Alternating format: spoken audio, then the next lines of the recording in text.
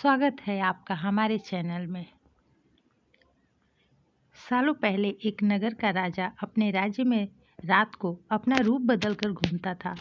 वो रूप बदलने के बाद लोगों से मिलकर अपने यानी राजा के बारे में जानने की कोशिश करता था, उनकी समस्याओं को समझता था। एक रात जब वह नगर घूमकर आया तो अचानक जोर से बारिश होने लगी। उसने देर किए बिना ही एक गरीब के घर का दरवाज़ा खटखटाया। राजा के दरवाज़ा खटखटाने के बाद घर के एक व्यक्ति निकला। वह एक गरीब किसान था जो अपनी पत्नी और बच्चों के साथ रहता था। बारिश तेज थी तो किसान ने राजा को अंदर आने के लिए कहा। राजा ने घर में जाने के बाद पूछा, क्या आप मुझे कुछ खिला सकते हैं? मुझे बहुत तेज भूख लगी है।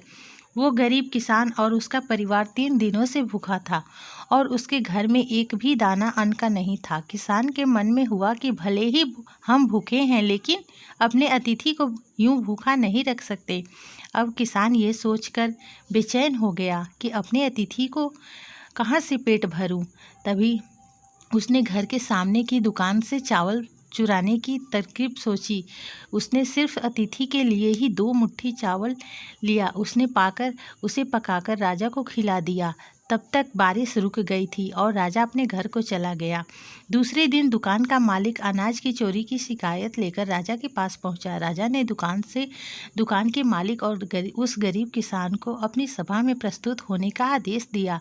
सबसे पहले सभा में पहुंचे किसान ने राजा के सामने जाकर अपनी चोरी का इलाज कबूल कर लिया और बीती हुई रात की पूरी बात राजा को बता दी। किसान राजा ने कहता कि मैंने चोरी की लेकिन मेरे परिवार से उस अनाज का एक निवाला भी नहीं खाया।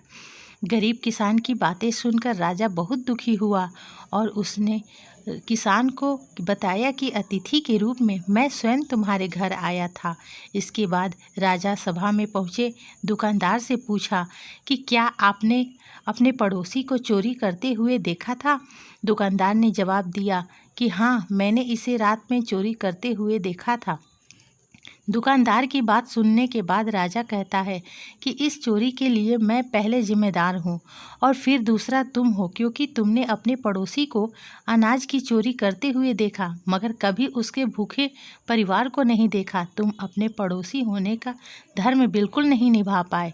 इतना कहने के बाद राजा ने दुकानदार को सभा से जाने के लिए कह दिया और किसान की अतिथि निष्ठा भाव को देखकर उसके एक राजा सोने के सिक्के इनाम के रूप में दे दिए। इस कहानी से हमें क्या सीख मिली? इस कहानी से हमें यही सीख मिली कि हमें किसी दूसरे की मदद करनी चाहिए और किसी को भूखा न छोड़ना चाहिए। खास करके गरीब की मदद ज़रूर करनी चाहिए। अगर वीडियो अच्छी लगी हो तो प्लीज़ चैनल को सब्सक्राइब कर लें और बेल आइकन को दबाना ना भूलें।